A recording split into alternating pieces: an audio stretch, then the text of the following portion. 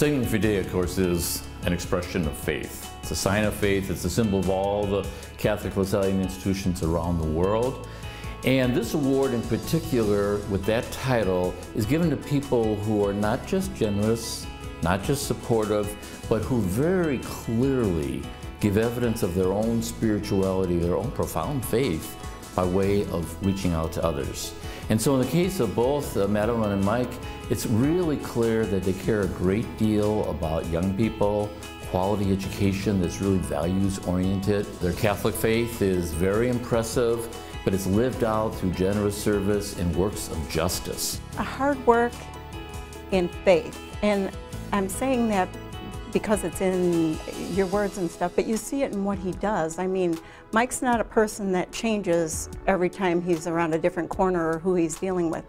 He stays true to form, and I think a lot of that is faith. I would have to say absolutely that the key influences in my life were my parents. I have a sister and 2 younger brothers. My mother, she took care of us. She helped raise us. There were 6 of us. She had 2 brothers that were priests, and her mother had passed away very early in life. So she was also the parent to some degree and helped keep her family together. I think our core values, or mine anyway, came directly from my parents, who always demonstrated how important it was. If we were blessed in excess of our needs, especially, we really had a responsibility to share and to look out for the other guy. You can tell right from the beginning that faith was a very integral part of their lives, of both of them. Madeline and Mike have a daughter, Peggy.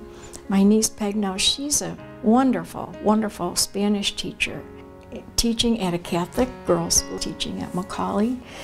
But she also is a musician in her own way, and she's done a lot of work with the liturgies for the school and one of the local parishes in terms of playing guitar and things like that.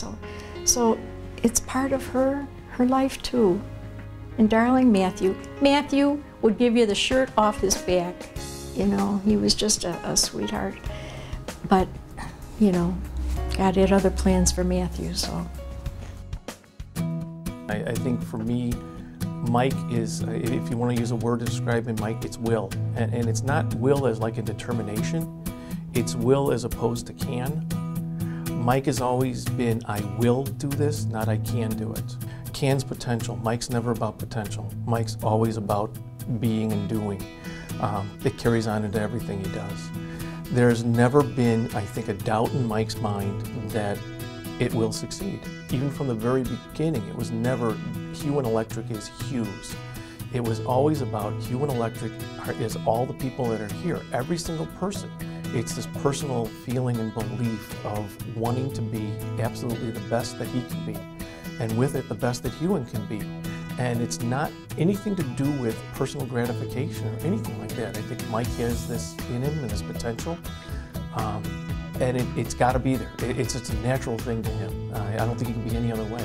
When I first met Mike, and then through Mike Madeline, I was chair of the board of trustees for here at Lewis, and met Mike because he was very involved in a couple of our high schools, especially Montini Catholic High School. Very generous, she as well, in their service, in their support for the mission of that Catholic Lasallian school, and somehow or another had that encounter and got to know him better and just became ever more amazed at both of them and very impressed and appreciative. And so at one point I said, would you ever have an interest, Mike, in serving on our board of trustees? And typical of him, and always with Madeline's support, it was immediately yes. Mike contributed so much, but if he had a, which one was the major accomplishment, would be Rider 27. At that point in time in the late 80s, the university had to make a decision whether or not to continue its total generation of electricity on its own, or whether it should go with Commonwealth Edison. Mike directed us or helped guide us through the process whereby the university converted over to Commonwealth Edison, and part of that conversion was the utilization of Rider 27. It enabled the university to purchase electricity at a much discounted rate, and it would save the university some $2 to $3 million. A lot of that was all due in great part to the direction and leadership given by Mike during that period of time. first of all, it's very humbling. I can't even believe that we're getting put in the same category with the previous recipients. It's beyond belief to me that we're going to be listed with these people. It's just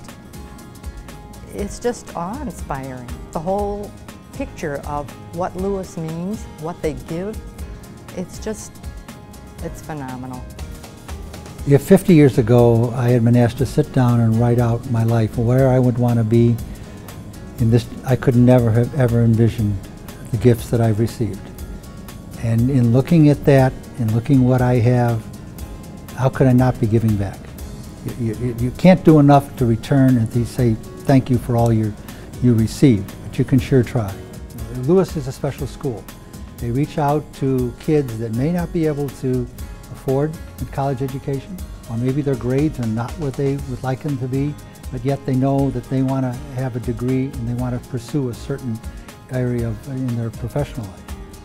And so having the school and supporting Lewis meant an opportunity for these kids to get an education, to be successful, and have them be able to give back to somebody else in their future. St. De La Salle said it really well, and I think it applies to both of them particularly well. And he said, don't make any distinction between what you believe in, your spirituality, and how you live it out with other people. It's one and the same. It's all part of the same reality of who you are. That's Mike and Madeline.